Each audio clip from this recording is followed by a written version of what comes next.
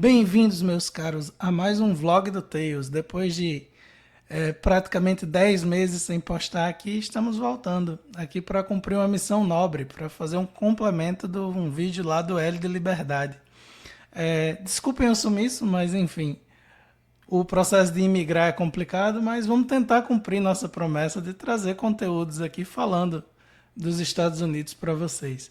É, esse vídeo, esse vlog especificamente aqui, ele é até importante que ele começa mostrando aqui um pouco dos bastidores de como são feitos os vídeos lá no L, né? Para manter o padrão de qualidade lá do L tem todo um processo para a gente fazer o vídeo, né?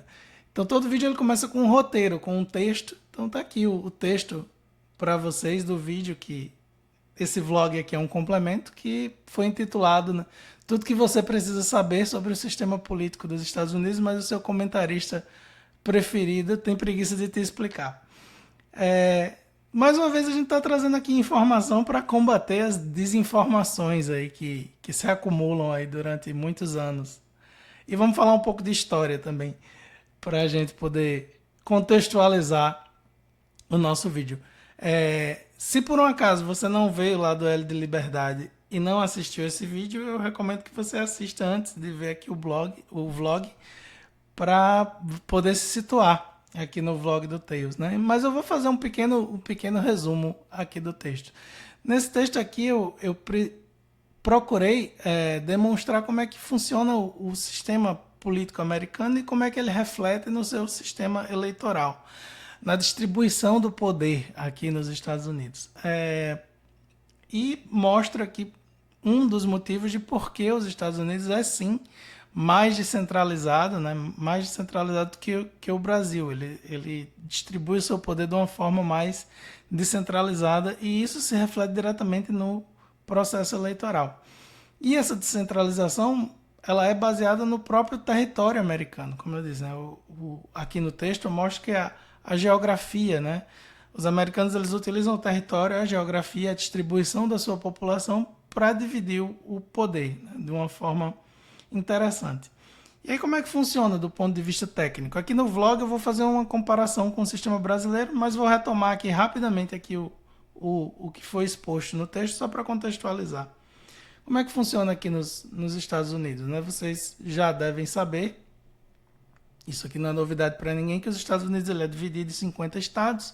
Esses estados eles gozam de uma autonomia maior do que muitos países que tem aí. Mas o que talvez vocês não saibam é que esses 50 estados eles são divididos em condados, né?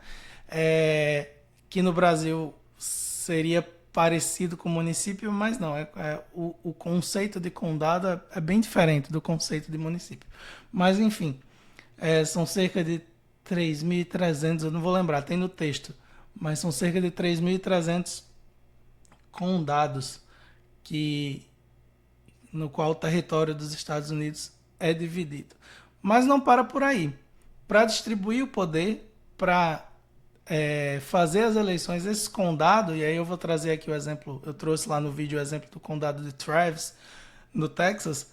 Esses condados eles são divididos em recintos, né? Que está aqui a figura deles. Então aqui o condado de Travis ele é dividido em recintos eleitorais. E aí essa é a base de todo o sistema eleitoral americano, porque é desses recintos eleitorais que se formam os distritos, que aí é desses distritos que vão derivar as candidaturas, né? Por exemplo, para a administração do distrito, no caso aqui o distrito de Texas, do Texas, de Travis, no Texas, ele é subdividido aqui em 4 distritos. E aí você vai eleger um representante, como ele chama aqui, para 4 distritos. Esse representante seria o equivalente a um vereador no Brasil, né? Seria o equivalente a um vereador do Brasil. Mas aí vejam que a eleição aqui, para esse cargo aqui de vereador, ela é majoritária.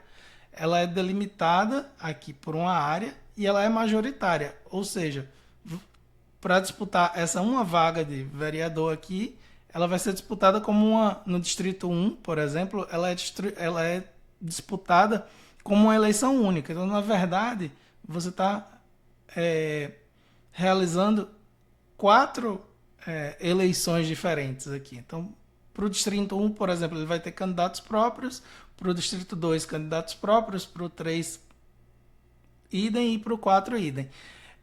Disputando pela vaga desses distritos aqui.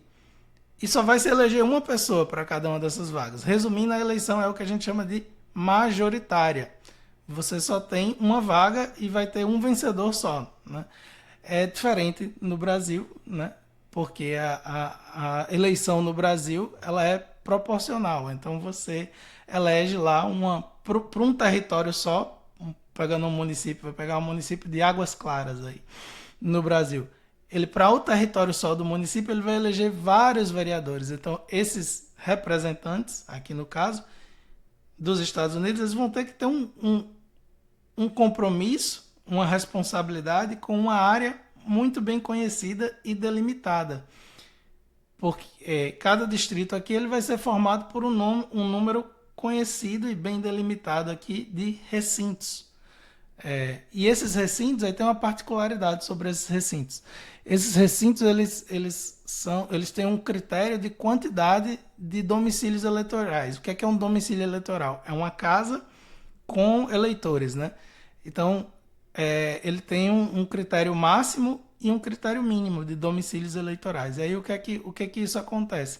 Nas áreas que você tem uma maior densidade populacional, né, nas cidades, os lugares que são mais adensados, os recintos são menores em área. E nos lugares onde você tem uma menor densidade populacional, os recintos eles são maiores em área, porque ele tem que ter um número mínimo de domicílios. Então, essa distribuição, né, da densidade demográfica dos recintos influenciam no poder, né? Influenciam na distribuição do poder, porque você consegue distribuir de uma maneira mais uniforme o poder em relação a áreas que você tem uma maior densidade populacional e uma menor densidade populacional. Então aqui seriam os distritos do condado de Travis, porque para você formar um distrito você também vai ter que ter um critério mínimo de eleitor, um critério mínimo e um critério máximo de eleitores vivendo dentro desses distritos. E aí isso vai se repetir para todas as casas legislativas, digamos assim, todas as representações do poder legislativo, do poder em assembleia aqui nos Estados Unidos, vai ter esse padrão que é o padrão distrital, né? Mas isso garante o quê? Isso garante que o representante, o político, ele tenha um compromisso com algum território. Porque o que acaba acontecendo no Brasil e na eleição, né, legislativa do Brasil é que você não tem essa fixação com o território. E a gente vai aprofundar isso mais para frente. Aqui o caso da Califórnia. A Califórnia é a mesma coisa. Aí no caso falando da Assembleia Legislativa, digamos assim, da Califórnia. A Assembleia Legislativa, o que seria o equivalente a deputados estaduais lá da Califórnia, eles também estão fixados cada um ao distrito. Então, esses aqui seriam os distritos da Assembleia Estadual da Califórnia, né? Para eleger o equivalente a um deputado estadual. Aqui nos Estados Unidos chama sempre de representante. Então, você vê também que você tem distritos estaduais. No caso aqui, os distritos estaduais, como eles já estão dizendo, eles são bem maiores. Mas eles têm o mesmo princípio. Dentro desses distritos aqui, você vai ter um número conhecido de recintos. Recintos eleitorais aqui. Então você precisa ter um número de recintos que vão formar esses distritos aqui. Então aqui você tem os 80 distritos aí, e para cada um vai eleger um representante, e esses representantes vão compor a Assembleia lá da Califórnia. Vai discutir as leis e a limitação do poder executivo da Califórnia nessa Assembleia. Mas aí o que é interessante desse sistema? De novo aqui, as áreas mais adensadas, aqui como Los Angeles, aqui, San Diego, São Francisco, você percebe que os distritos são menores, exatamente por quê? Porque eles obedecem o critério da densidade da população. Mas aí o que é legal nessa divisão política? É porque o político, o representante, ele precisa trabalhar por uma área, ele precisa propor e se importar com a opinião das pessoas de uma área conhecida, né, determinada. Isso traz uma coisa que não tem tradução em português, uma palavra que não tem tradução em português, que é o accountability. Então, é o exercer o poder com responsabilidade. Ele precisa ter uma responsabilidade de atuação nessas áreas pré-definidas. E isso acaba proporcionando o quê? Uma certa descentralização do poder, além de outras consequências. A mesma coisa vale para o Congresso dos Estados Unidos, no caso, o Congresso Federal, o Congresso Nacional dos Estados Unidos. O Congresso Nacional dos Estados Unidos ele é composto também por 444 distritos. E aí esses distritos eles são distribuídos no território americano aqui dessa forma como eu estou mostrando aqui. Aqui no caso eu estou mostrando o distrito 17 do Congresso Nacional dos Estados Unidos no Texas. Então esse distrito aqui 17 é o que vai eleger um representante para estar lá no Congresso Nacional. Como é que ele é composto aqui, ó? Ele é composto por 10 condados no total, mas no caso aqui não é o condado, ele é composto pelos recintos totais de 10 condados, a totalidade de 10 condados. E aqui também, aí você vê que ele pega o condado aqui de forma parcial. Por quê? Porque ele está pegando, na verdade, os recintos eleitorais, que é o que eu mostrei lá para vocês. O recinto eleitoral é o tijolinho, a base, para compor todos os distritos dos Estados Unidos. Essas divisões elas são feitas, de novo, com base na densidade populacional, que é feita pelo Bureau of Census aqui dos Estados Unidos, que seria o equivalente ao IBGE aí do Brasil. Então, essa é a limitação. Então, é daqui que vai ser eleito um representante para estar lá no Congresso dos Estados Unidos. E, de novo, esse representante ele vai ter que ter a responsabilidade, o accountability, de prestar satisfação a essa população em específico para poder se eleger. E ele precisa concorrer numa eleição majoritária, ou seja, que tem candidatos específicos só para essa vaga aqui. Ele vai ter que garantir uma votação de 50% mais um para se eleger. Não tem pegadinha, não tem mistério. Então, esse é fazendo um apanhado geral aí do sistema americano. E como é que é o sistema brasileiro? Vamos fazer a comparação com o sistema brasileiro. Mas antes de partir para a comparação do sistema brasileiro, esse vídeo ele vai estrear no dia 7 de setembro, né? Tanto o vídeo do L de Liberdade quanto esse aqui, ele vai estar no dia 7 de setembro. Eu estou gravando com um pouco de antecedência, mas o 7 de setembro é uma data importante até para a gente falar desse assunto, porque o 7 de setembro ele é conhecido como Independência do Brasil, mas a gente sabe que a história do Brasil ela é contada, né, por quem está no domínio e acaba contando versões um pouco estranhas, né, dessa história. E esse 7 de setembro tem uma importância maior porque vocês vão estar aí lutando contra a censura, né, no país de vocês.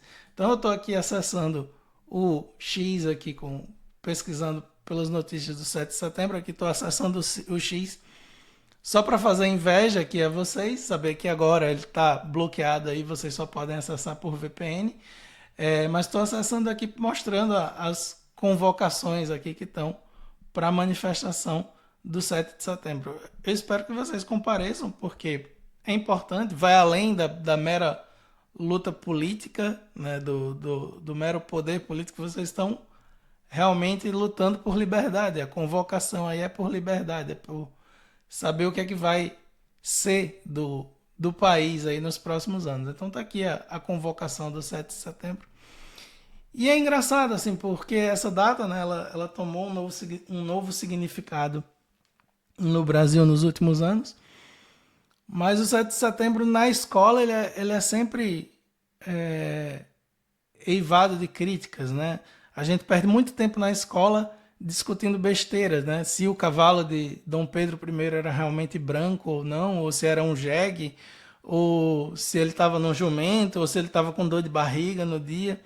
E a gente acaba aprendendo a história do Brasil de uma forma completamente deturpada. E quando você vai para as séries aí oficiais da Rede Globo, também a deturpação não para, aquela série lá babaca sobre o primeiro reinado que passava na Globo. É um grande desserviço nacional. E querendo ou não, eu me lembro um pouco do meu tempo de adolescente, né? Quando vai falar do 7 de setembro, assim, eu sou da geração X, né?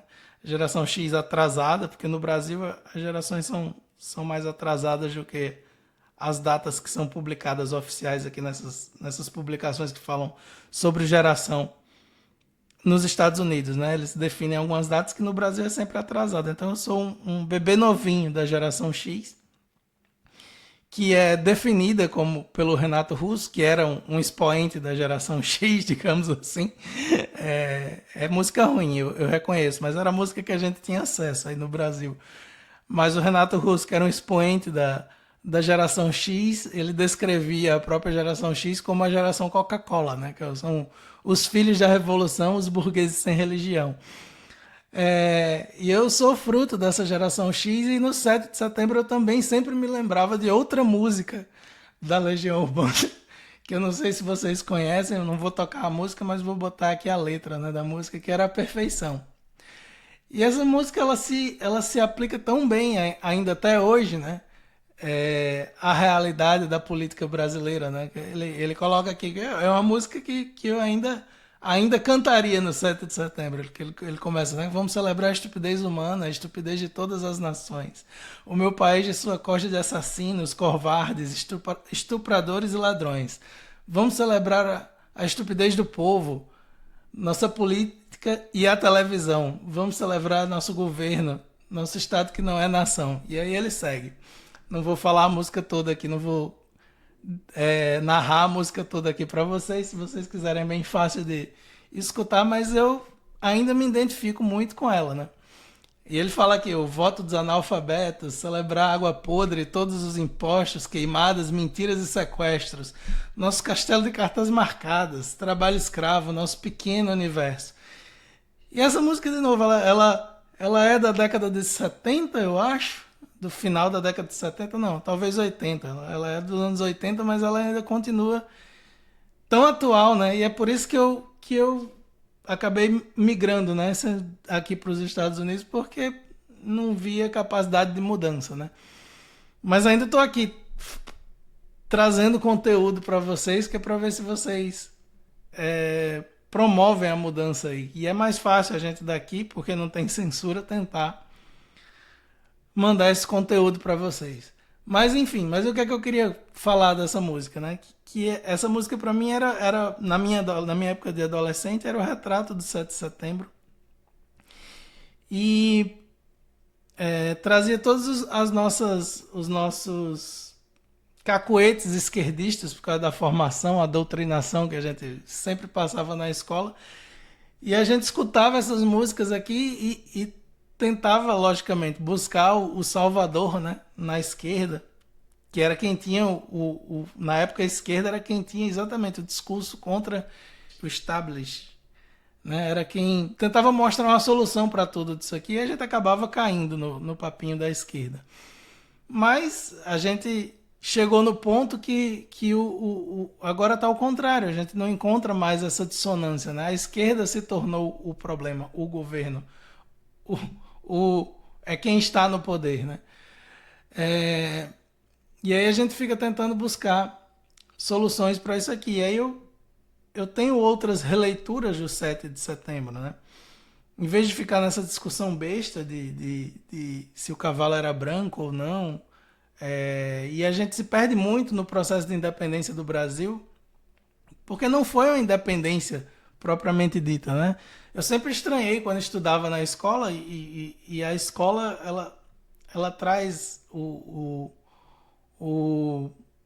conhecimento de uma forma muito superficial e sempre com a tendência política, enviesado da crítica ao Império, né? Porque por muitos anos aí o Império, o que aconteceu nos reinados brasileiros, ele foi deturpado é, pelos historiadores a serviço da República, do golpe da República, tentando deslegitimar as coisas que foram feitas durante a monarquia do Brasil, durante o tempo que o Brasil passou sobre o comando da monarquia. Mas a independência é uma coisa confusa, né? O processo de independência é uma coisa confusa porque, na verdade, não houve independência. Como é que a gente vai falar de independência que foi feita pela própria família real que estava no poder, né? Isso não é explicado a contento nas escolas, pelo menos não foi para mim. E eu vou dedicar esse pedaço do vlog aqui para vocês, falando sobre isso, porque a gente precisa contextualizar um pouco o sistema político brasileiro para entender como é que a gente chegou onde chegou. E a minha tese aqui, porque a gente acaba precisando estudar coisas aqui do material que a gente tem em inglês para poder discutir com os americanos quando eles perguntam alguma coisa da história do Brasil, e eu me deparei com essas coisas aqui. E a minha interpretação, eu não sou historiador, tá, gente? Eu não sou historiador, então essa é apenas a minha interpretação fecal aqui da história.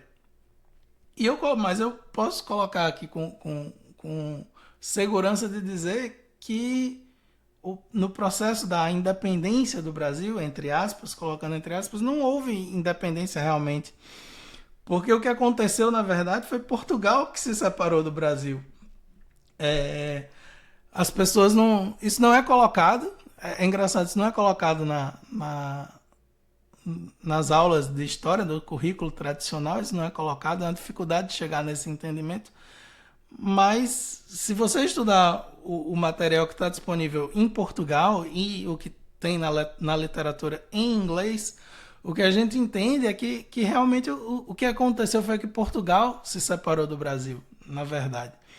Porque o que é que você tinha, né? Depois que você teve as guerras napoleônicas, o rei Dom João vai para o Brasil, né, para estabelecer a corte, a sede do poder do Império Português no Brasil. E o que é que se torna a partir daí? Como é que é o nome do Império Português? É Império de Portugal, Brasil e Algarves, né? E com a sua sede no Brasil, no Rio de Janeiro. E aí o que acontece? A Revolução, né, a independência, acontece em Portugal, que é o que é conhecido por Liberal Revolution of 1820 nos Estados Unidos, né, o que está descrito na literatura em inglês, que aí no Brasil é conhecido como a Revolução, e em Portugal também, é conhecido como a Revolução do Porto. Ela começa na cidade do Porto. E é conhecida como Revolução Liberal do Porto. Por que esse nome liberal? Porque ela estabelece em Portugal a coisa que já tinha acontecido na Inglaterra há bastante tempo atrás. Mas ela estabelece um parlamento em Portugal. Ela constitui uma constituição, ou seja, ela limita os poderes do rei através de uma assembleia. Ela não abole a monarquia, como foi feito na França, mas ela institui em Portugal um parlamento para colocar limite nos poderes do rei, que no caso era Dom João. Como eles preferiram fazer como na Inglaterra, de não abolir a monarquia, e essa revolução ela buscava trazer mais poder político para o território português em si, mas a revolução ela aconteceu em Portugal. E ela buscava trazer mais poder para o território português, eles impõem que Dom João volte. E aí no Brasil, isso é ensinado de uma maneira meio que amadora, assim, porque não fala que era um parlamento, aí fica com aquela história de as cortes portuguesas, uma conversa de as cortes, mas não, era um parlamento, era o início do parlamento português, de uma Assembleia Nacional Portuguesa que limitava os poderes do rei. E exige a volta de Dom João. E Dom João volta, para não perder o poder, né, pela cabeça, né, não perder o território português pela cabeça. Ele volta, aceita a Constituição, a limitação do poder dele, e passa a ser o rei lá em Portugal. Só que aí qual a manobra política que é feita, né? É deixar Dom Pedro aqui como o príncipe regente aqui do território brasileiro, mantendo o status, né, um certo nível de autonomia do Brasil. Isso não é bem aceito por esse parlamento, por essas cortes. O Brasil até tinha representantes nesse parlamento, que foi formado pela Revolução do Porto, mas os representantes eram minoria e eram chamados literalmente de macacos nessa Assembleia. E aí essa Assembleia ela tenta submeter o Brasil, né? Retirar certas autonomias que o Brasil tinha. E entre elas ela começa a tentar forçar a volta do Pedro também, né? Ela forçou que o Dom João voltasse e queria que o príncipe também voltasse, né? Que o Pedro também voltasse para submeter o território brasileiro a rebaixar o status do território brasileiro. E eles tentam mais de uma vez, né? Eles mandam o primeiro navio, o Dom Pedro manda eles a merda, e aí eles mandam uma segunda esquadra, né, com ordens dessa vez de trazer Dom Pedro à força, e é nesse contexto que acontece a independência do Brasil. Que na verdade não é independência, na verdade é Portugal se separando do Brasil, porque a Assembleia Portuguesa radicalizou de tal forma que Dom Pedro disse, não, tudo bem, então vocês ficam aí com vocês e a partir de agora esse território aqui ele está independente. Então, assim, por isso que é confuso, porque na verdade a revolução aconteceu em Portugal, não foi aqui. E aí a gente meio que não tem uma ruptura do poder aqui. Isso na cultura brasileira, né, traz uma certa centralização. O poder ele permanece na mão da família real, vai permanecer por mais quase 100 anos até que veio o golpe da República. E aí o golpe da República é que vira essa confusão que a gente vê até hoje, que aí é a forma como são feitas as eleições e como é dividido o poder do Brasil de forma centralizada, que não considera o território brasileiro as especificidades da sua população, perdura até hoje. Então, fiz esse grande parêntese histórico, né? Eu coloquei aqui do golpe, da proclamação. Chamam de proclamação esse nome bonito, mas foi um golpe militar. E que a gente tem os militares sendo grandes atores da política brasileira desde o golpe da República até 2022, que se tem uma coisa positiva em 2022 eu entender que os militares saíram um pouco de cena. Para mim isso ainda é positivo. Embora toda a situação que esteja acontecendo, vamos torcer para que eles se mantenham fora da cena e que não intervenham nos próximos capítulos dessa história. Se eles ficarem fora da cena política, já vai ser ótimo para o Brasil. Meu medo é que eles venham intervir, mas para defender o lado aí que por enquanto está o vencedor aí no Brasil. Mas se eles se manterem realmente fora, essa postura vai ser, no fim das contas, vai ser positiva para o Brasil.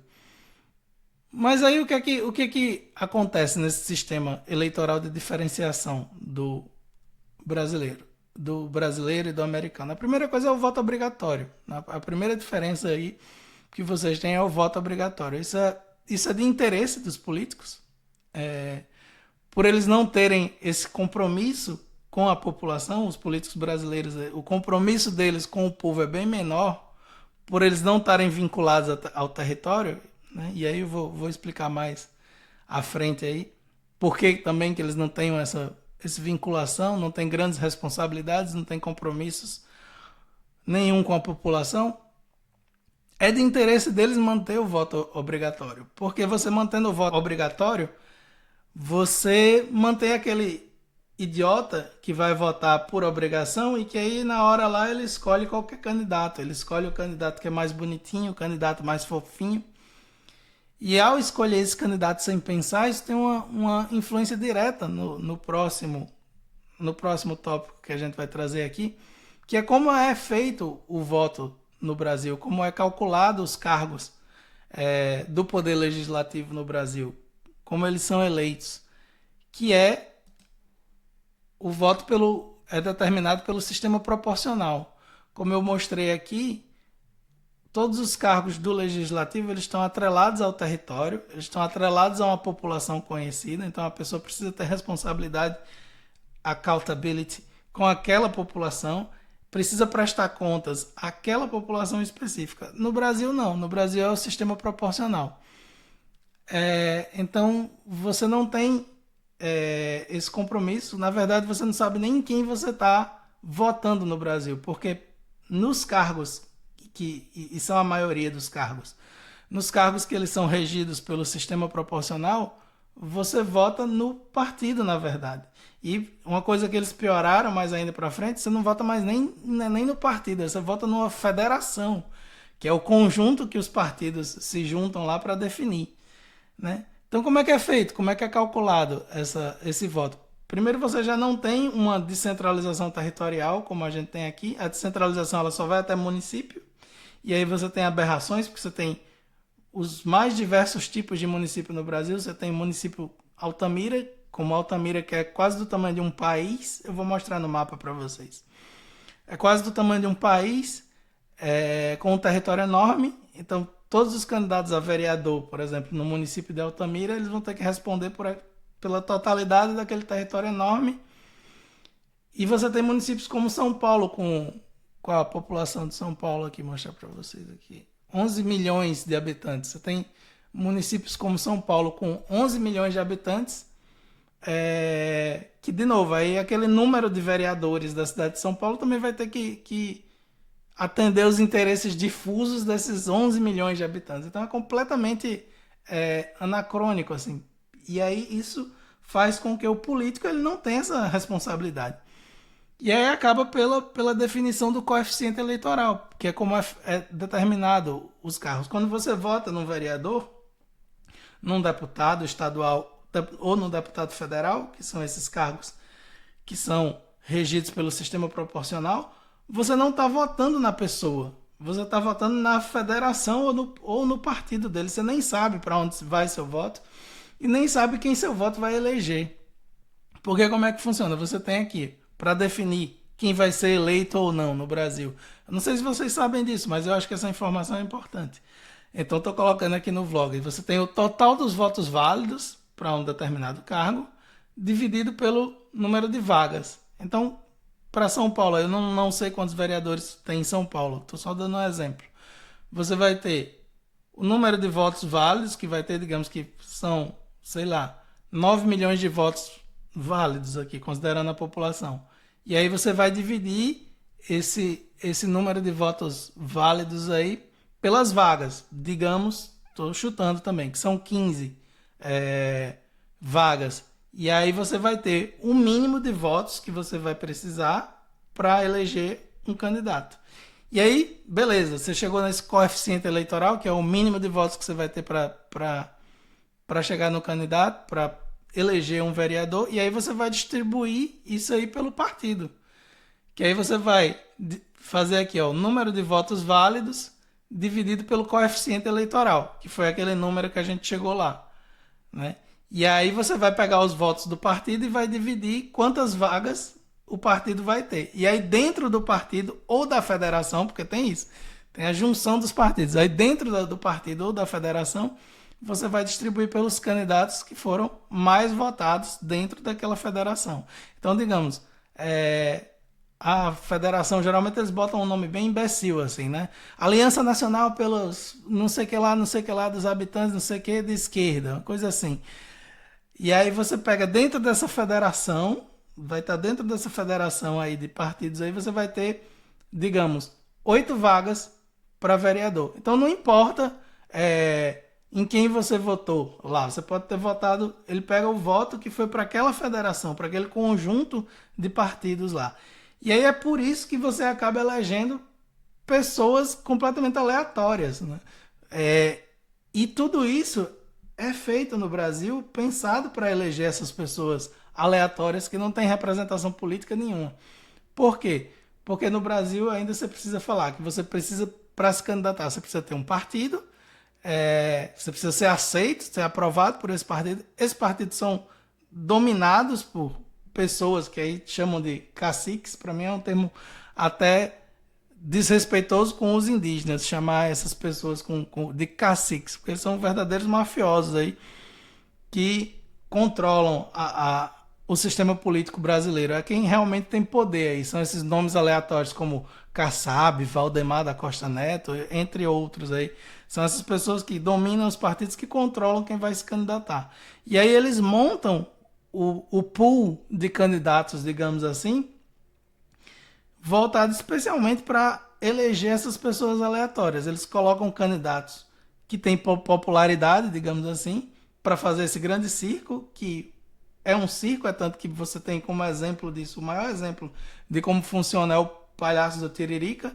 Você coloca essas pessoas populares dentro da chapa, que agora a gente está trocando os palhaços profissionais de circo pelos influencers, né, pelos palhaços da internet. Então você pega, coloca esses palhaços, essas pessoas conhecidas assim, para ser o cabeça, para atrair votos.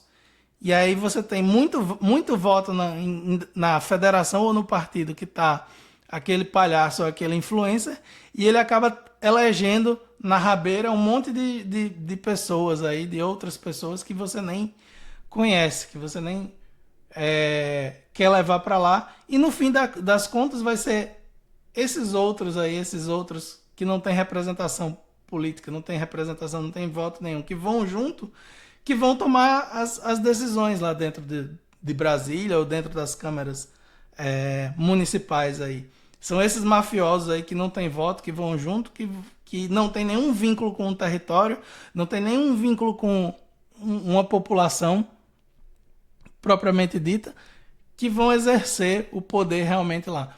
Na minha cidade, eu não vou falar nomes aqui, na minha cidade de origem tem um caso muito icônico, até com uma pessoa de esquerda. E essa pessoa é engraçado que ela estudava no mesmo prédio que eu, no mesmo corredor praticamente que eu. E por um acaso ela ficou famosa porque ela apareceu num programa nacional aí, que eu não vou falar o nome também, porque senão vocês vão identificar fácil. Ela apareceu num programa desse nacional, fazendo um discurso fácil de esquerda, logicamente. Ela se candidatou depois disso por um partido de esquerda. Ela fez esse discurso, a coisa viralizou. Isso é na época pós-internet, gente. Na época pós, não, desculpa. Na época pré-internet. Nem as redes sociais nem estavam como estão hoje em dia. Mas na época pré-boom das redes sociais, essa pessoa viralizou porque ela apareceu num programa nacional aí relevante e se candidatou a vereadora, teve muitos votos, se elegeu facilmente. Só que aí o que aconteceu? Ela se elegeu e levou junto com ela 3 picaretas lá. E essa menina, ela ficou tão traumatizada que ela também depois disso teve que sair do país, porque ela se elegeu, não conseguiu fazer nada, foi execrada dentro da Câmara lá de todas as formas possíveis e imagináveis, lá ficou traumatizada, nunca mais se candidatou a nada, mas dos picaretas que foram junto com elas, 2 ainda estão até hoje na política, para vocês verem como funciona realmente a coisa. Então é isso que gera o coeficiente eleitoral. Porque eu mostrei a divisão territorial americana, vou trazer aqui também a divisão territorial brasileira para vocês entenderem como é que ela funciona. Então aqui está aqui está o Brasil, né, gente? Como é que funciona a divisão territorial brasileira? Eu falei aqui da americana, tenho que falar também da brasileira. O Brasil é dividido aqui em 26 estados, mais o Distrito Federal, que tem todo o status de estado também, tem esse nome Distrito Federal só para causar mais burocracia. Então são 26 estados, 27 com o Distrito Federal. E aí o que acontece no Brasil? Por que eu digo que é tão anacrônico? Porque, por exemplo, o estado do Amazonas aqui, quando você vai eleger a Assembleia do Estado do Amazonas, você tem aqui o Amazonas, que é muito maior do que vários países na Europa, o maior estado do Brasil, mas um deputado estadual, ou um deputado federal mesmo aqui, ele teoricamente, ele precisa representar o estado inteiro do Amazonas, né? Ele faz campanha no estado inteiro do Amazonas para poder se eleger teoricamente. Ele pode ser votado no estado inteiro do Amazonas. Então, o que é que gera? Na verdade, isso não gera, não tem compromisso nenhum. E aí você junta a isso o fato dele não ter um vínculo territorial mais significativo, como é a questão dos distritos aqui nos Estados Unidos, associado ao voto não ser um voto direto, ser um voto proporcional, como a gente explicou para vocês, que você não está votando no cara, mesmo está votando no partido, pronto. Essa é a receita perfeita para você não ter, pro representante não ter nenhum compromisso propriamente dito com o Brasil. Não ter nenhum compromisso propriamente dito com a população que o elegeu, né? Porque o candidato ele não tem, o político ele não precisa prestar contas, ele não está associado a uma população, de novo, não está associado a um território.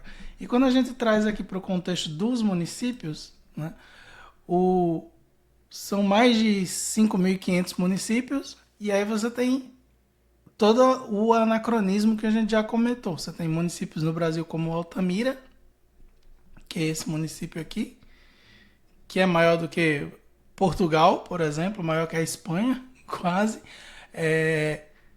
E num município desse você vai, por exemplo, eleger os vereadores para o município deles, o vereador ele precisa representar todo esse território aqui.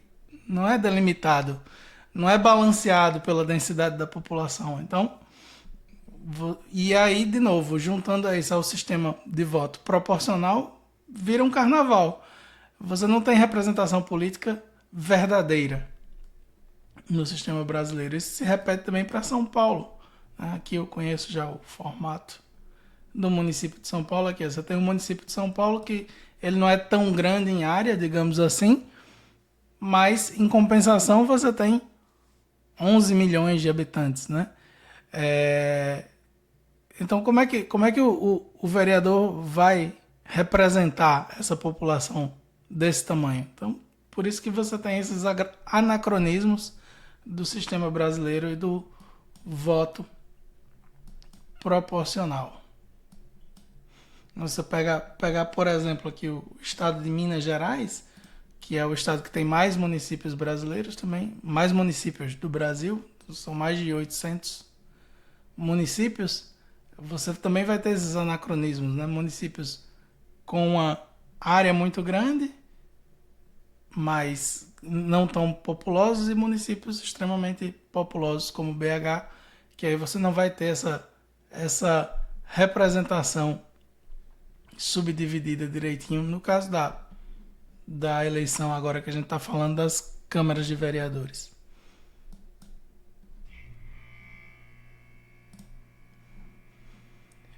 Mas aí algumas pessoas vão argumentar, não, mas no Brasil tem sim a divisão, tem as zonas eleitorais, né? E eu trouxe até um mapinha das zonas eleitorais para vocês verem, já que a proposta é comparar com o sistema brasileiro. Mas, gente, isso aqui não tem nenhum sentido político.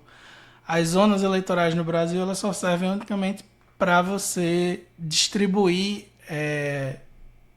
a logística da eleição. Isso não afeta de nenhuma forma a distribuição do poder político propriamente dito. Então, no Brasil tem sim, né, os tribunais aí estaduais que fazem a eleição, eles dividem o território em zonas eleitorais, mas isso é meramente administrativo. Essas zonas também, aí dentro das zonas você vai ter as seções eleitorais, que basicamente são os locais de votação. Mas, de novo, isso não tem uma representação do ponto de vista de divisão do poder, como tem nos Estados Unidos. Bom, outra coisa que eu queria mostrar para vocês, né, retomando a questão do voto obrigatório, e para fazer essa comparação com o Brasil, é que aqui o voto não é obrigatório, né? Aqui o voto é voluntário nos Estados Unidos. E aí, pelo voto ser voluntário, na verdade aqui quem tem que bajular você para ir votar é o sistema, é o político.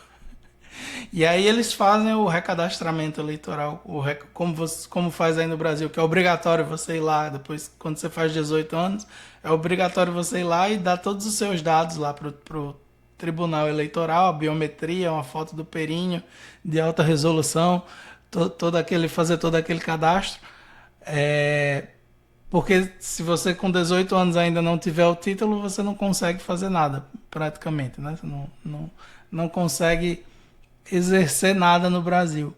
Então, você tem que fazer esse cadastro. Aqui não, aqui o cadastro ele está relacionado ao domicílio e aí eles têm que fazer esse cadastro todo ano e são eles que ficam correndo atrás para vocês. E aí eu vou mostrar como é que é a cédula de cadastramento aqui, que eles mandam para sua casa para pedir gentilmente que você se cadastre. Então, aqui o sistema que fica tendo que te pedir para votar, né? Então, essa é a cédula de registro eleitoral aqui, né? Que é mandada para cada domicílio toda vez que vai ter a eleição, né?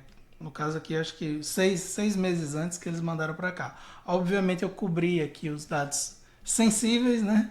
Tá coberto aqui os dados sensíveis, mas aqui você vai, ela está relacionada de novo ao domicílio eleitoral, ao endereço que a pessoa manda. Então você recebe essa cédula aqui, né? De novo aqui, como é que funciona? O sistema precisa paparicar, digamos assim, você para votar.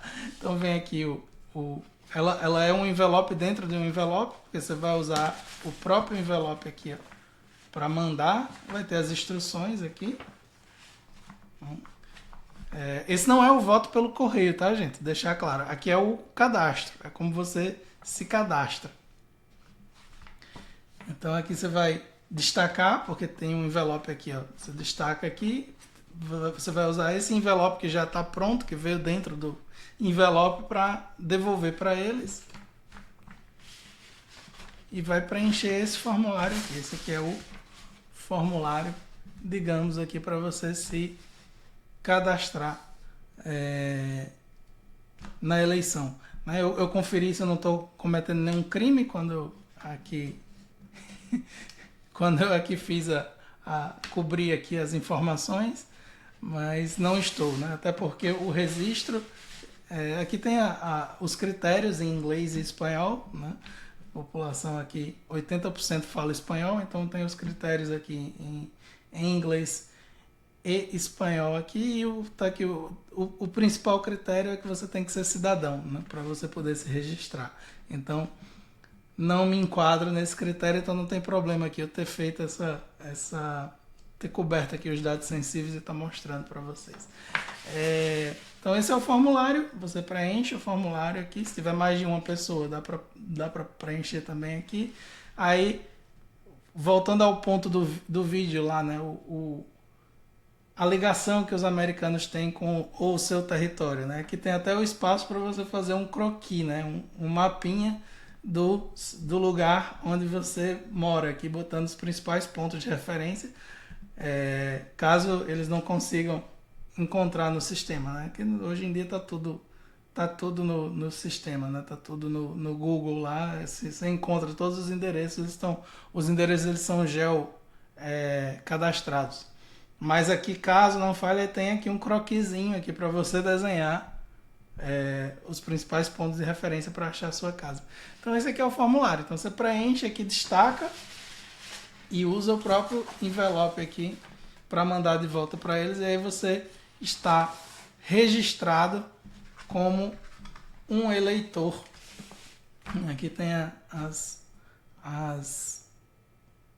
informações aqui, e aí tem o que é legal destacar aqui, é que você tem que, até 30 dias antes da eleição, fazer isso aqui chegar neles para você se registrar como eleitor. Então aqui que é dessa forma que aqui funciona.